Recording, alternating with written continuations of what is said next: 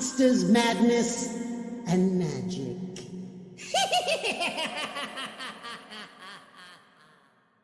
All right, folks, welcome to the Monsters, Madness, and Magic podcast. I'm your host, Justin, here with a quick word before we dive in. Now, in this episode, I chat with musician, artist, and author Jo Gamel and writer and editor of DMR Books, Mr. D.M. Ritzlin, about the release of Swords of Steel 4, the depths of the Pongus Maw, songwriting, mythology, Vran the Chaos-Warped, and more. As always, thank you all for listening out there, and without further ado, here you go. Okay, Jo, Dave, why don't you just both take us back in time, your little kids. Let's start with you, Jo. Were you a book reader, fort builder, troublemaker, or all the above? I was a book reader and troublemaker. I was not trying to be a troublemaker. I just got a lot of attention because I won everything all the time, and everybody hated that. But I was a book reader because my mom ran in our house a boarding house for wayward women, and one of the women that lived there was a woman named Patricia, who was an editor for Penguin Publishers, a copywriter for them. Shit. And so we had literally boxes and boxes of books delivered to the house every day, and some of them were so awful that they were fun to read, and some of them we actually read Harry Potter when it was a paperback with no cover, and it had half-finished paragraphs, and Patricia, the copywriter, said to us, "You girls have to read this series. It's going to be huge." Now, Penguin owned those paperback versions that were unedited, so we didn't get to keep them, so we didn't make a gazillion dollars. But she also told me one day that any classic book that I wanted, any kind of Dickens or Verne or anything like that that I wanted to have, she could get for free. And she gave me a list of books that qualified for that. And so I ordered everything. And so I think that Charles Dickens is still a big influence on my writing since he's so funny. Funny writer. So specifically, do you remember like your first run-in with some fantasy or sword and sorcery? Where's the origin story there? I think I got those kinds of stories more from TV and movies. And I did have a copy of Space by James Michener, which did lead me into the rest of James Michener's work, like Centennial and Poland especially. Poland should be you should listen to Sabaton while you read Poland. But yeah, I also think that like a lot of the like mythical fantasy, sci-fi and horror influences, well, I can say for horror, my mom didn't really enjoy reading children's books to us, so she read Poe to us. And then like one day she decided like maybe that was too scary, but we were like, no, it's fine, keep reading the Poe. And so I don't know, I think it's just the confluence of American culture is how you get influenced to like, well, actually, let me correct myself again. We also lived way out in the country where we didn't have any TV except the one channel that came in was sci-fi. So I watched a lot of Stargate SG-1. And that was just what was on after school. And then I'd get bored because Stargate is not very good. And and then I'd just go play outside and have my own imagination. Did you watch Stargate Atlantis too? No. Yeah, okay, I was going to say, SG-1's better than Atlantis, so that should let you know. Wow, it must be pretty bad then. All right, Dave, how about you, man? Book reader, fort builder, troublemaker. Maybe just a little bit of each. Mostly just a dreamer. I remember as a kid, I'd spend a lot of time drawing monsters. What kind of trouble did you get into, Dave? From time to time, it wasn't a whole lot of nothing major. I didn't get I didn't set the school on fire or anything.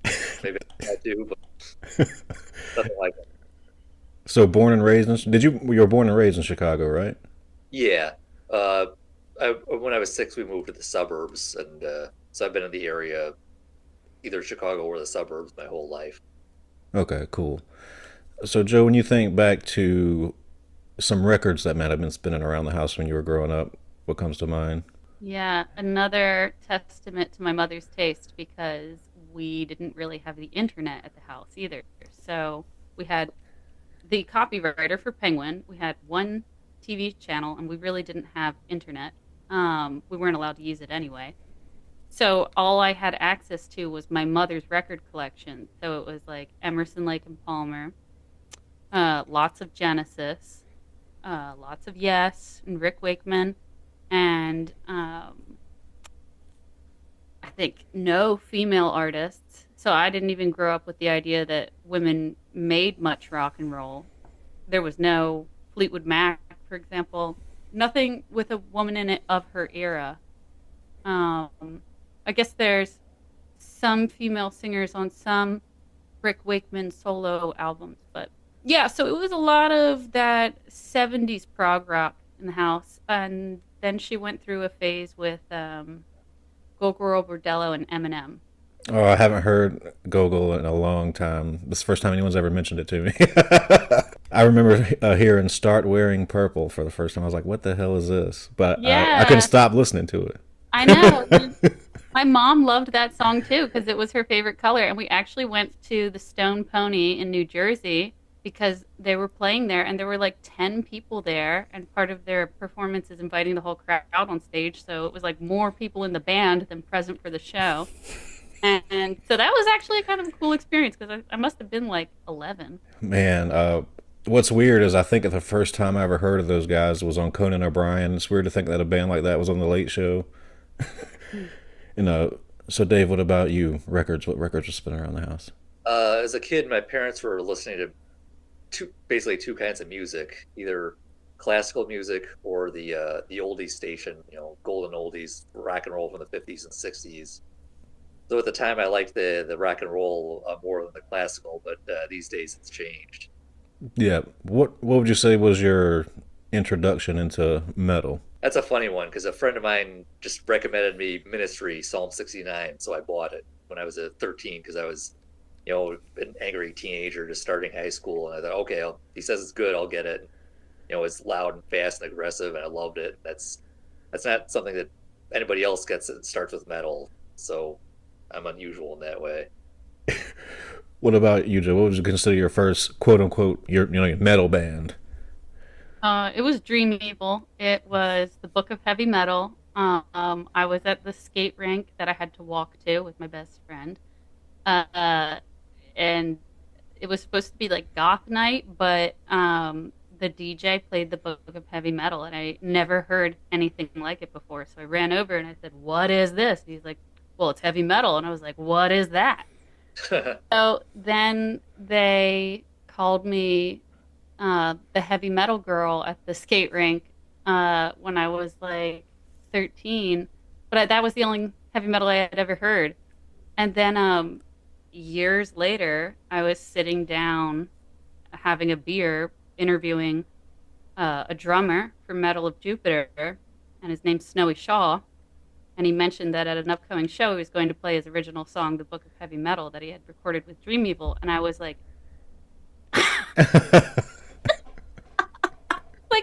yeah, you're going to be the drummer. Yeah, Snowy is super talented. Like, he's almost equally as good at vocals as he is drums. Yeah, we have, because of production issues, we have switched to another very amazing drummer, Ian Sugarski from High Spirits. Awesome.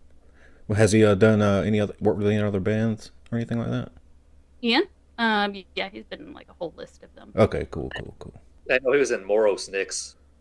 They were a local power metal band that had one album. It was pretty good. Okay, cool. So, Joe, when did you first pick up an instrument? The first one was probably just piano, like most people taking piano lessons as a kid, but I didn't enjoy, the rehearsal of other people's music. You're playing like Coming Around the Mountain, Here She Comes. It's like, I do not want this. And so, but my dad was a pipe organist, and I really felt like he should have been the one teaching me, but he wasn't a teacher. He wasn't like inclined to do that. So, whenever he had to rehearse at a church, I went with him. So I had the lovely childhood soundtrack of classic pipe organ music, and while I like walked around in these empty churches and all sorts of denominations and everything. And anyway, so I also ended up in all of the choirs at these different churches, just as like just stepping in for like a singular performance while my dad was there. So that went on for a long time, and then I got a really cool bass guitar when I was 14, but I broke it like 2 weeks after I got it, and that broke my heart, so I didn't pick up another bass guitar for a long time. And then I decided that I needed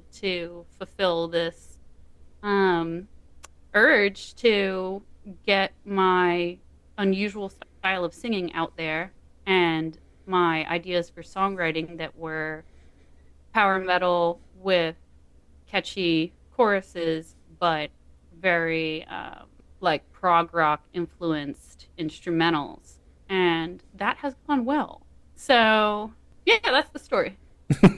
Gotcha. I'll pose this question to both of you. We'll start with Dave. Do you consider yourself a collector of anything? Records, VHS tapes, comics, anything like that? Yeah, I collect CDs and books.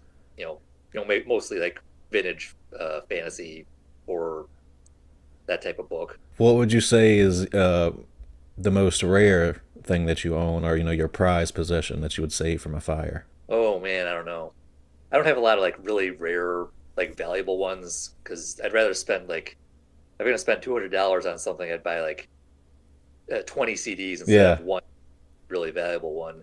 One pretty rare one is a German power metal band called Petty Pew. They had one CD in the 90s, and that's one of my favorites. I've never listened to those guys before. I'll check them out. Yeah, nobody really knows about them. The reason I do is because one day at Metal Archives, I decided to search like for every single German power metal band from the 90s just to make sure that I'd heard them all. There were plenty that I hadn't heard, and a lot of them that they said were power metal but weren't really power metal. But so it was really hard to find something good. But Petty Pew was one of the best I found that way. Awesome. What about you, Joe? Do you collect anything? Yeah, I collect art and then other girly things like crystals. But the first thing that came to mind was actually rescue parrots because I always seem to have a bunch of those floating around. But I got it pared down to just 2 now. So this past summer, my friend who has pet parrots, or did, got a new girlfriend that didn't like the birds, and so asked me to just temporarily watch the birds. And so I had 4 parrots in my house all summer. And the first order of business was a parrot pizza party, of course. So, because I mean, if you haven't had 4 parrots flying around your apartment with pizza in their mouth, you haven't lived. Have you always been an animal person? You have a lot of pets growing up? Yeah, because where we lived way out in the country was a farm, so I had everything. Goats, peacocks, horses, guinea hens, chickens, parrots, dogs, cats, everything. Because we also rescued the animals, so that's how I ended up with the parrot that I've had for a long time. Yeah, so always had animals around. Sorry, are you still out in the sticks, or you moved since then? No, I've been living in Philadelphia for 7 years, and I lived in Seattle for 3 before that. But I also lived off and on in Europe, in Stockholm, Gothenburg, and also in Ankara, the capital of Turkey, so right in the middle of the desert. Yeah, and did a lot of traveling while I was in different places. What would you say, in the places that you've lived, what was the biggest culture shock for you? Well, I'm a very colorful person in like every way. And so it was hard to blend in Sweden where there's like this concept of lagom, not too much, not too little. You're not more important or less important than anyone else. And so a touch of uniformity is polite. and I am not a uniform kind of person, so I always had a little bored. So another question I like to ask everyone, posed to both of you again, is what scared you as a kid? And you can take it whichever direction you want. You can go with film or fiction or real life. So, Dave, what about you? One of the scariest things I saw in a movie was as a kid was there was a scene in Indiana Jones where they're in a tomb and like there's a like a corpse with a snake coming out its mouth, and that just freaked me the hell out. What about you, Joe? Oh man. You know when you go to the Halloween stores and there's like the really gross, icky, scary masks? My dad loved those. And he loved to put them on and surprise us. That was the scariest. Yeah, I can relate. My dad's a pretty big guy, and he had a Jason Friday the 13th mask, and my room was up on the second floor. He set a ladder outside of my room one night when I was having a sleepover with my cousin, and shone a light through and banged on the window, and we looked outside, and there was Jason's mask, and that still gets me. That's so funny. Oh, so my dad stopped wearing the masks, and then I got like a couple years older, and I was cleaning the living room, and I was taking the couch cushions off, and the mask was under a couch cushion. It had the same effect even as I was like an adolescent at that point instead of a kid. Joe, so you're a talented artist, and you've been in the Museum of Modern Art and such. So what's your origins with painting and illustrating? Is there a moment where, your parents or people around you and realize that you are a bit better at doodling than others? I have an aunt that lives in the Sierra Nevadas in California, way on top of a mountain, and we used to go to her house every summer, and she had all this oven-baked clay and oil pastels, and she let me play with everything, and I always credit her with being the artistic influence in my life. And I remember sitting on my mother's lap in my aunt's house and asking my mother, how do you draw a girl? And my mom said, I don't know. And she tried to draw a smiley face. And I was like, well, you didn't give it any eyelashes, so it's not a girl. How does one go about getting their art into some of the prominent places you've been featured? We work with a gallery that organizes those exhibitions, and the gallery is reviewing your artwork and the rest of your CV and application, and if they think that your work is a good fit for their collector group, they will accept you and they will put you in the show. And to fit a collector group, it's just like a label. A gallery is exactly like a label. So if a label is presenting all death metal bands and you're symphonic power metal, like that's not the label for you. And so with a gallery, if it's a place that only shows painterly abstract art rather than polychromatic traditional still life, that's not going to be a fit either. So you have to pay attention to who's already on the roster of the gallery. So when you're painting for yourself, not necessarily a commission or something along those lines, how does the process go for you? Is there a mental image you're striving to complete, or is the final product always shifting as you're working?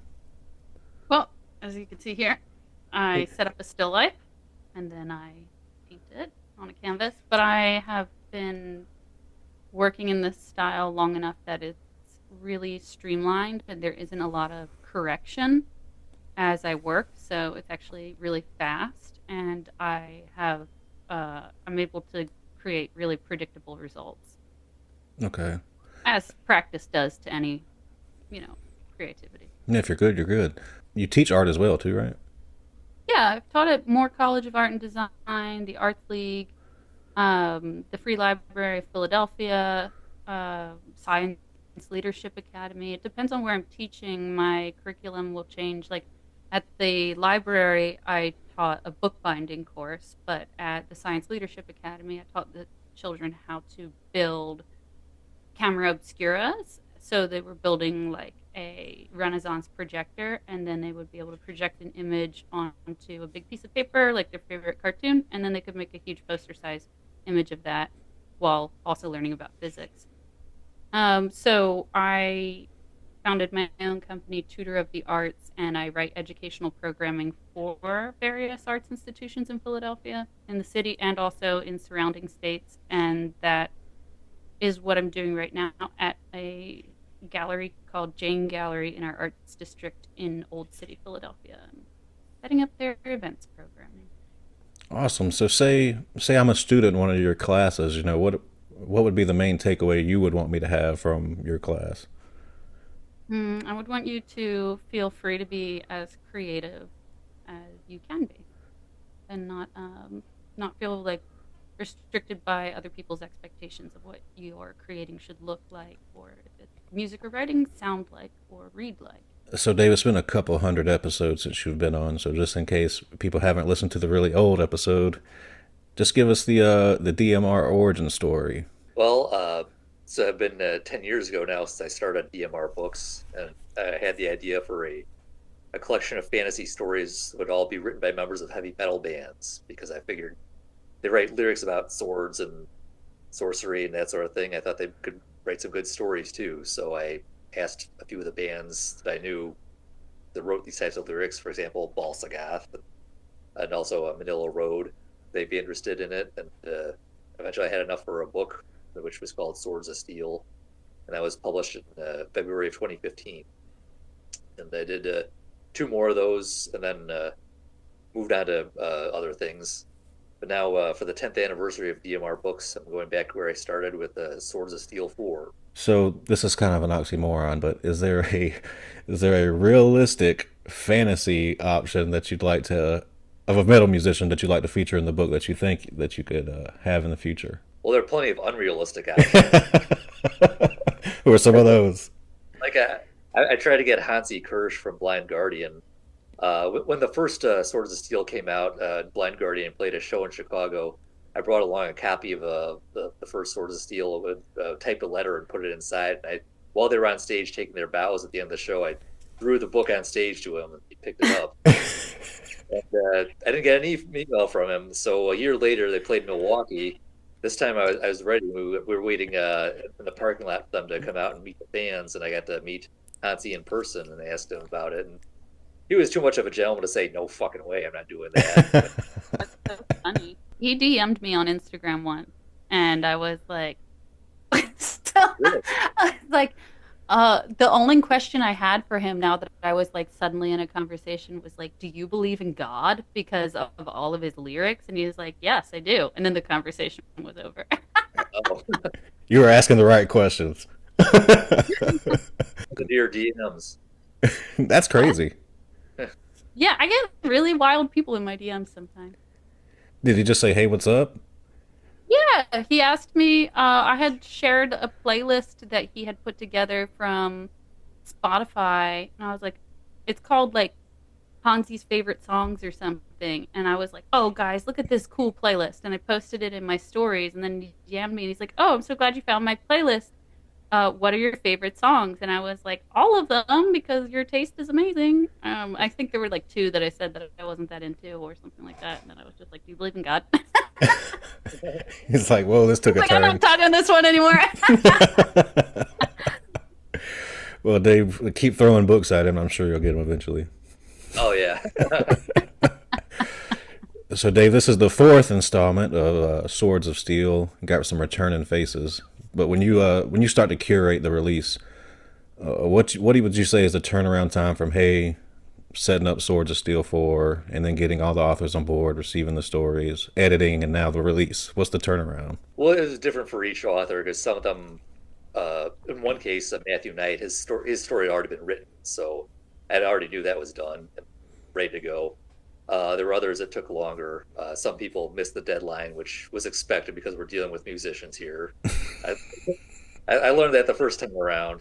So I can't remember when I decided for sure, yeah, let's do Swords of Steel 4, but it was sometime last year. Altogether, I think it didn't take too long to put everything till it to its final form. Your release schedule is it kind of similar to a metal festival almost? Do you have how far ahead do you have books and such planned out? It's different all the time. There have been years where I've released like 8 or 9 books in a year, and lately it's been slowed down. Like last year I only did 4. This year things are kind of up in the air right now. Other than Swords of Steel 4, there's only one thing I have for sure, and then there's plans for at least a couple more. Yeah, some books just come together right away and just get them out there pretty quick. Others have to take a long time to put everything together. Yeah. So while we're on the subject, now would be the time for you to show off those cool copies you got. Yes, I have these are the test pressings right here. This is the trade paperback. And also, I'm going to do something special this time around. We've got a classic size edition too, like the original first 3 Swords of Steel. So those can fit on your shelf next to your classic Conan and Elric paperbacks from the 70s. Now, the artist's name is escaping me. Who was the artist again? Bebeto Daraz. Now, do you work with him frequently? He's done, I think, 4 covers for me before this one. Awesome. Well, they're pretty fucking good. So, Joe, take us through the origin story of Metal of Jupiter and how the band came together. So I guess it sort of starts in Stockholm. I was hanging around while Olaf was recording Zenith for Enforcer, and he asked me to write the lyrics for Ode to Death, and I was like, oh yay, so fun. I finally get to participate in the creation of a metal album. I really wanted this. And we were talking about the song Katana, and I was like, those lyrics are really fantastic. Like, that's such a strong command of language. I'm so surprised that you could do that with English as your second language. And he said, oh, I didn't write the lyrics. It was Tomas Eriksson from Helvetets Port. And so Tomas and I got in touch, and we found out that we were fans of each other's lyrical writing style. And so he asked, I'm not sure if his original question was, will you write some lyrics for me for like a random song, or if it was related to Helvetets Port, but Tomas comes from the Arctic part of Sweden, so he has a very strong R sound when he speaks. It's a little bit like, we must go to the airport. And it's like Sean Connery. Yeah. And so I decided to write Tell of with a rule of R. And so the majority of the words in the song have an R in them.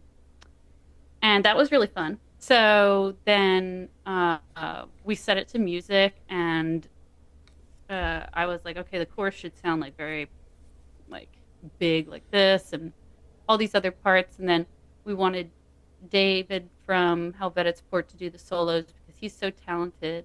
And then we had Snowy do the drums, and then we had Kyle McNeil from Phantom Spell do the keys, and we released those 2 singles, and we have Kyle on the next single, but we switched drummers, so that one will be a little bit different, but very exciting.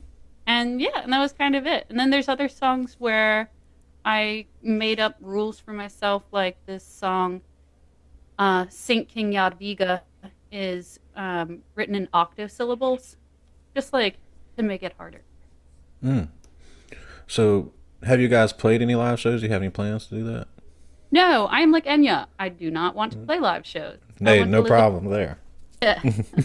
Like Enya, I'm happy to record and write and release and live in my tower with my, rescue parrots. Remain somewhat mysterious. You can read books, you can look at paintings, and you'll never find me. So, you mentioned that you were writing song lyrics. Have you ever considered writing fiction before that? Was this your first story? This wasn't my first story. I have a Substack account. Substack is like for people to write. It's kind of oriented towards the literary, but you could just be a political commentator on it. But it's long form writing as opposed to all the short form writing that we see on social media. And you can follow different writers, and when they share a new piece, it just goes into your email, and they don't spam you with anything else. So, also I had published 2 pieces of poetry before, because one was a poetry contest for this wonderful kind of gothic girly brand that I think went out of business, but there was that. And then the other was Lucifer had a poetry contest to get like a small piece of vinyl that was signed by Johanna, and it was like a satanic love poem contest. And I'll tell you a secret, that I didn't write it about Satan. I actually wrote it about my pet parrot, because he is sort of devilish, and I won. That's a nice trick.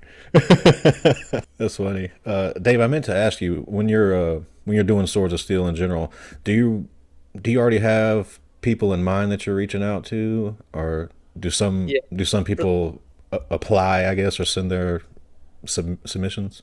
Sometimes people will ask me if they can participate, and but most of the time I try to seek them out myself. Mm-hmm. Gotcha.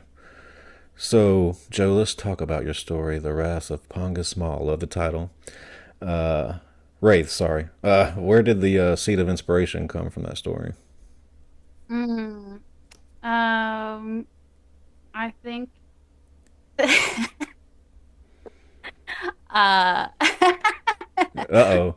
can I answer a different question, because I don't think I want to tell you. That's fine. That's fine. That's fine. Let's go to this one then.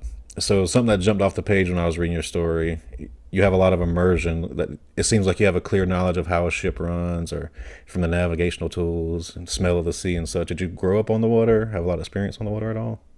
I do longboard surf. Wow, longboard surf, and I also really like snorkeling. I just was in Puerto Rico surfing and snorkeling in January, I think, and so you pick up a lot doing that. But I also, for this story, I wanted to make sure that I was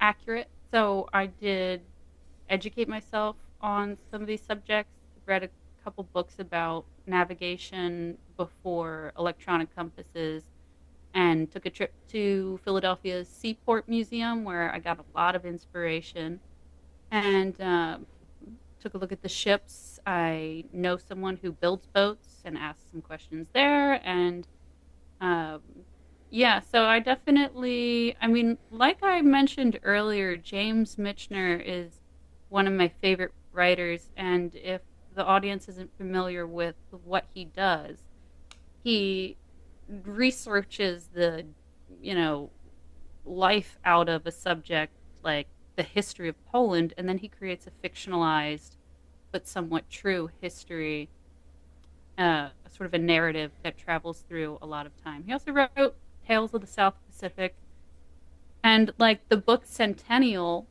the first chapter is about the dinosaurs that lived in the Midwest and how they would ultimately become the source of wealth that would draw all these people westward in America. And I just thought that like things that he did like that were so cool.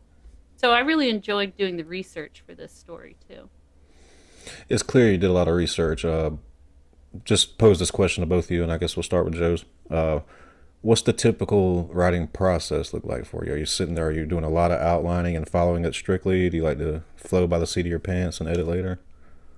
Yeah, it's a flow for me. I got like a fluffy, feathery robe that I put on with a big pot of tea and this like foot rubber thing, and I just plant myself at my computer, and it's like hard to, for my, I guess there is a bit of an outline because I get like a lot of ideas at once, and then I just write all these one sentences and then I expand on them. Like the story was not so long originally, but Dave asked me some really interesting questions that then I had so much fun answering that the story grew a lot more. So yeah, it starts small and then you get excited about the details and it grows. What about you, Dave? How's your process look? It's much different from Joe's. For one, I don't wear a fluffy robe. I've got I always have to have an outline as detailed as possible, because if I don't, I'm going to get stuck. And even with an outline, I'll get stuck sometimes.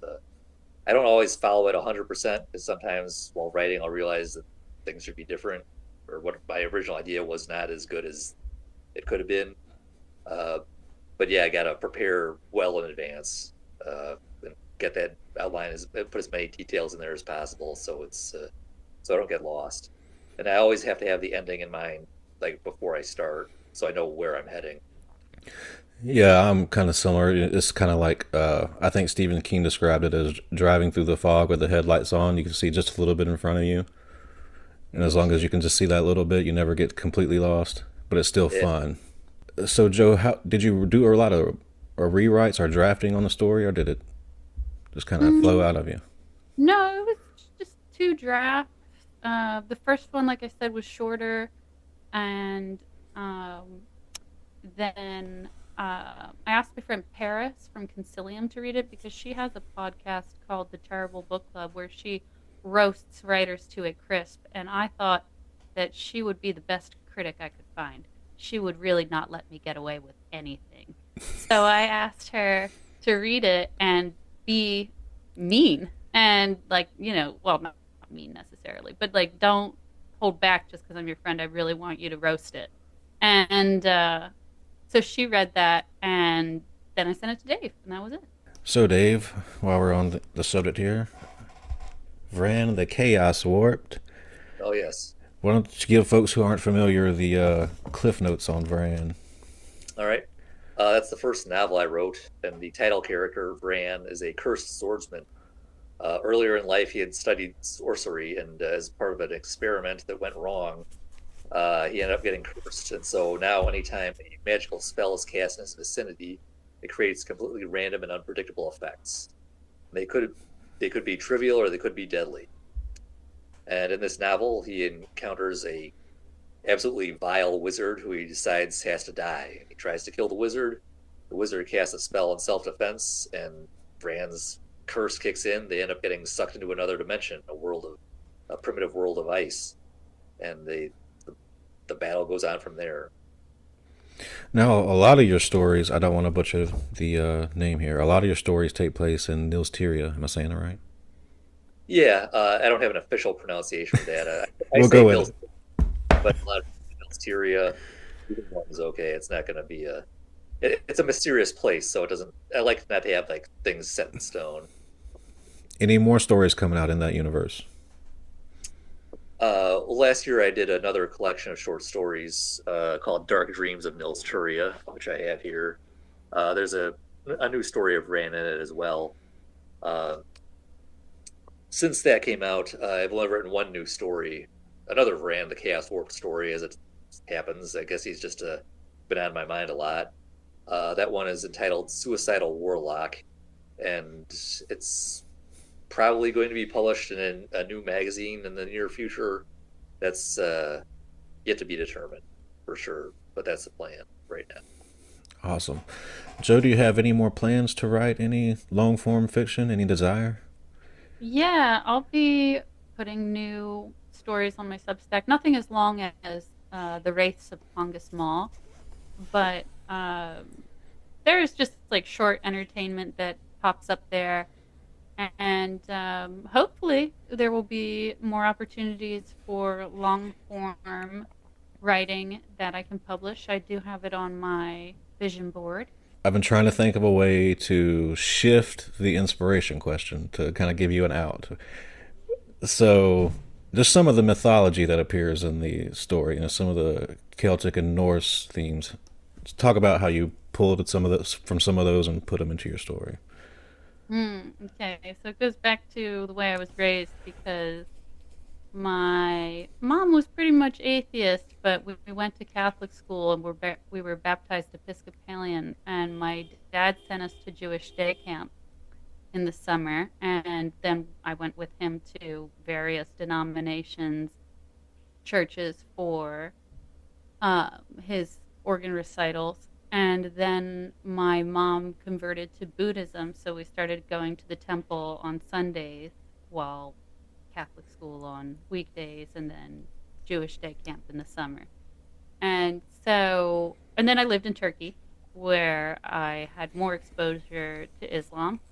And I learned a lot more about the Silk Road there and the way that religion traveled all the way to the Far East and came back all the way to Europe. And the way that it mixed and mingled as people shared their ideas. And I thought that all of that was just so interesting. And like North African Catholicism in Egypt is like super interesting. Like the sect that Empress Theodora was a part of was very strange and no longer exists. And yeah, the different persecutions of religion and how people hid their religion, where they hid their religion, how their religion transformed.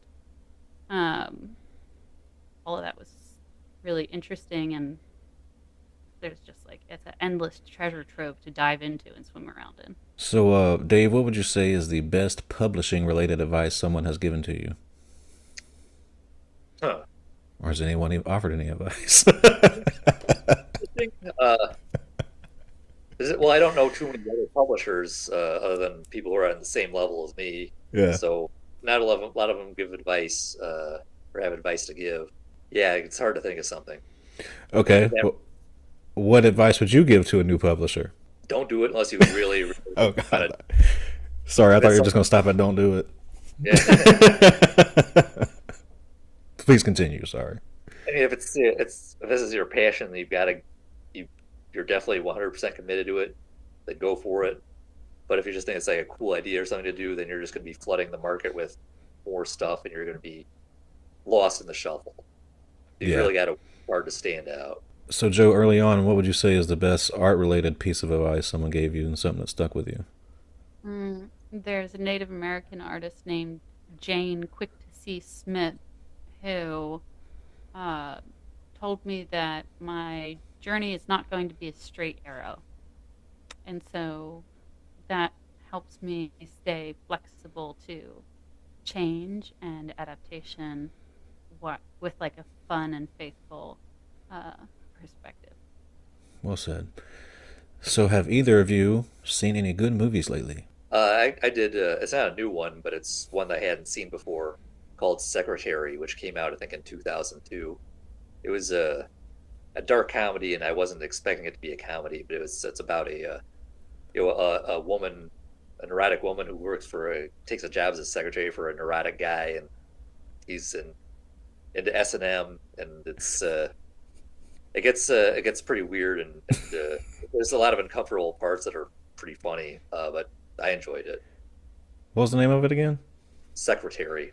Gotcha, I'm going to write it down. Starring Maggie Gyllenhaal. Okay.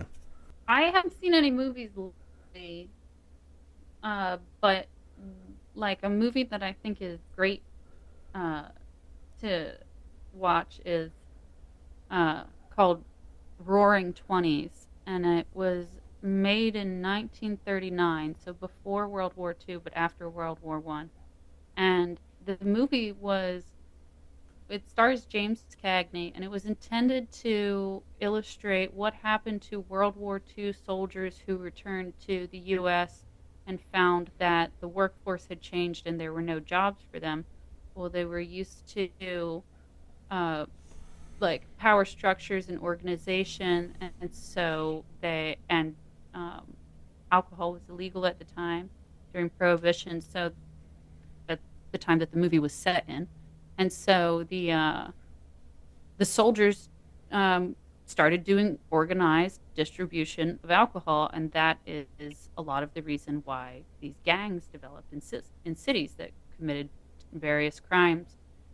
And so you have this character that the whole time you're watching, he's trying to portray a soldier, but because we live in the future of when this movie was made, we know that what we're watching is actually the first gangster movie. Yeah, that sounds really cool. I'm going to check that out. It's kind of fitting since we're in the new Roaring 20s. So, do either of you guys listen to music while you write? Does it help you get some ideas flowing? No, not for me. If I put on music while I wrote, it would just be either a distraction or I wouldn't even be paying attention to it. So I might as well not have it on at all. there are times when when I'm trying to come up with ideas, I'll just lie down and put on some kind of dungeon synth or something. Try Yeah. to come up with stuff that way. But when I'm doing the writing itself, no, definitely not. I like listening to Wagner and similarly, over the top kind of classical music like that. I guess also like Tchaikovsky, but yeah, I guess it depends on like what segment of the story I'm in. Like if the mood is like a little bit more delicate, then it's always classical, but it's like going to be like, are we like watching something explode? Am I describing something, in detail? So, Joe, have you ever written the music to a song based on the lyrics, or is it always the other way around? They usually come to me at the same time, or like the melody comes with the lyric. I don't know if I could write lyrics very well without a melody because I need to like count the syllables, and so a rhythm develops, and then from there. I think actually a lot of my melodies develop from singing at my parrots because they love when I sing to them. And so I'll just like make up songs like telling them like, what good parrots they are. And and then I'm like, that was actually a pretty good melody. And actually on the next single that you're gonna hear from Metal of Jupiter, it started as a parrot song. Awesome. Awesome. So are you just trying to fit words into the melody, or do you start with a lyrical or a song concept theme? Usually there's a song concept first, and then sometimes it's just like something I'm reading is like inspiring that concept. Yeah. I think like I get a lot of inspiration from museums, which as more Metal of Jupiter music is released will become more and more obvious. I do some writing myself, and something that I find that helps me if I'm not listening to music or whatever is I'll just read something I really love, and then usually like after a couple pages, the fire has been lit. It's usually Clark Ashton Smith. I can barely get through a Clark Ashton Smith story before I want to write myself. Either you guys read for inspiration? No, but I probably should. I think I'll try that next time because Clark Ashton Smith is my favorite writer, so I got plenty of his books around here. I think that there was like at least a year, but maybe two, where every night I was falling asleep listening to ghost and horror stories from LibriVox.org, which is a free audio file domain where everything's in the public.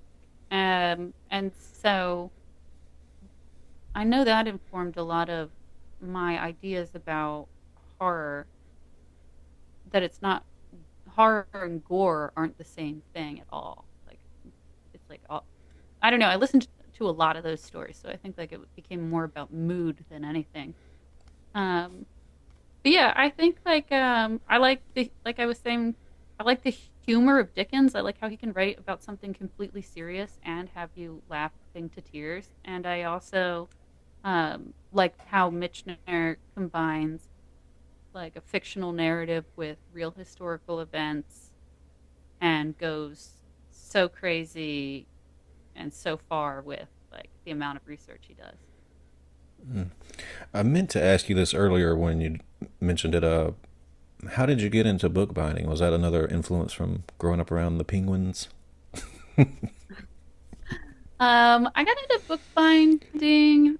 Oh yeah, I had to fill an empty slot in my college semester, and the only courses that were available were like, well, actually, I guess I had like two slots. It was my senior year, and I only needed like two more classes to finish, and all I could pick was bookbinding and public speaking. And surprisingly, I used both of those probably more than any other class that I took.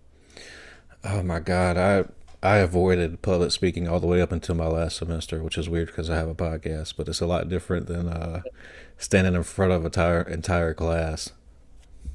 I get more nervous speaking to people one-on-one. Wow, see, I'm the complete opposite, but that's just how it works. I can talk to people one-on-one all day long and just feel completely normal, but if there's like 4 or 5 people watching, I'm like, oh shit. So, a question I like to ask near the end. I guess we'll start with you, Dave. Have you ever had an experience that you would consider supernatural, paranormal, or an encountered event you can't explain?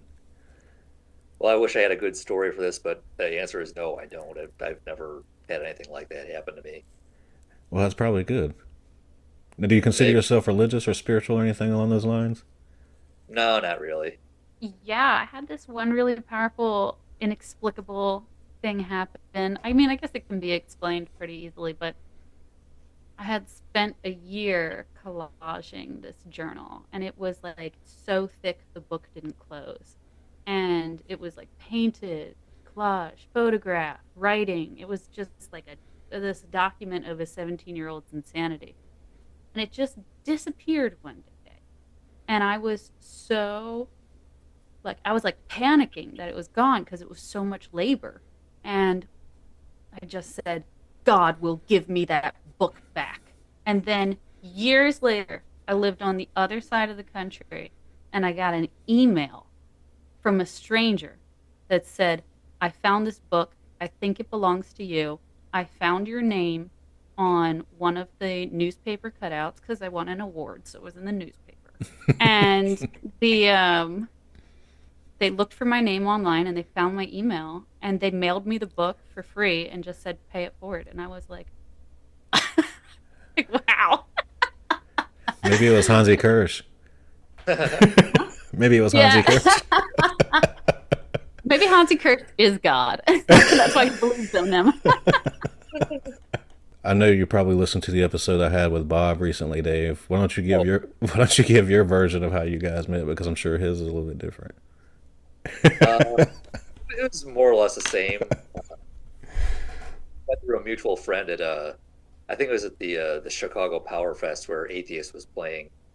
That was I think in 2007, and I think we just met then. Just it was like, hey, how's it going? We didn't really talk much or connect then at all. I didn't see him again for like maybe 5 more years when the Ragnarok Metal Apocalypse Festival got started, and we were both on the message board for that fest there, and we got to talking to each other that way. And I think we just met up at a show once, or maybe we met up beforehand, then went to the show, something like that.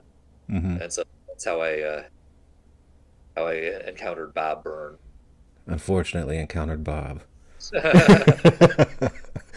All right, guys. So, Joe, to put a bow on this thing here, is there anything on the horizon you want to share, throw out there? Any music, any art, books, etc.?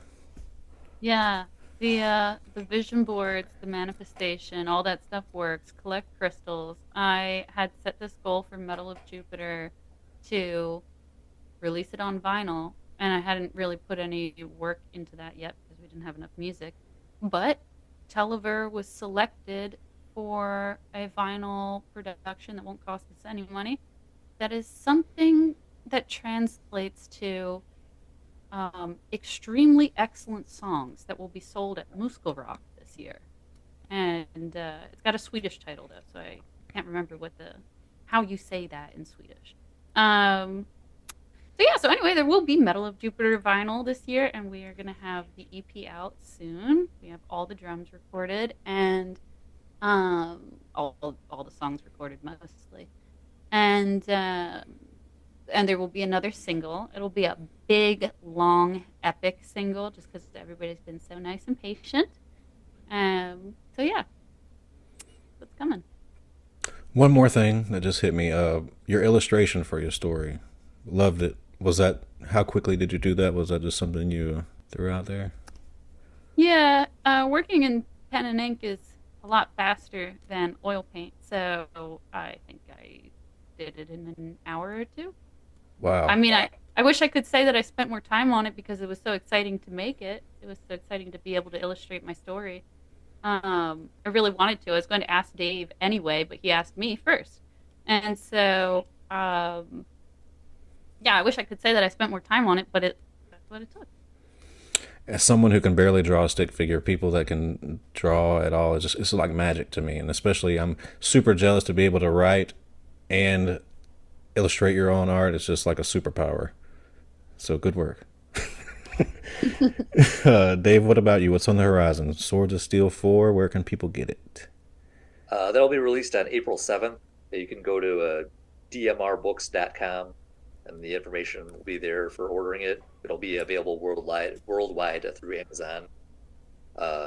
If you sign up for the mailing list at DMRBooks.com, you'll be the first to know about it. Speaking of authors doing their own illustrations, Joe wasn't the only one in Swords of Steel 4. I think there were 3 others who did illustrations for their own story. So there'll be plenty of pictures to look at, too. Awesome. It's just crazy how many metal musicians are so multi-talented. They can write, and they can write music about the songs, and they can illustrate their own. It's just, guys do it all. Well, guys, thank you for giving me some of your time. Joe, Dave, had a great time chatting with you. Appreciate your time. And you guys have a great rest of your day. That's all I got for you. Thank you, Justin. Thank you. I'll send you guys a link once this is up and posted and edited and all that good stuff. Great. Bye-bye now. Bye.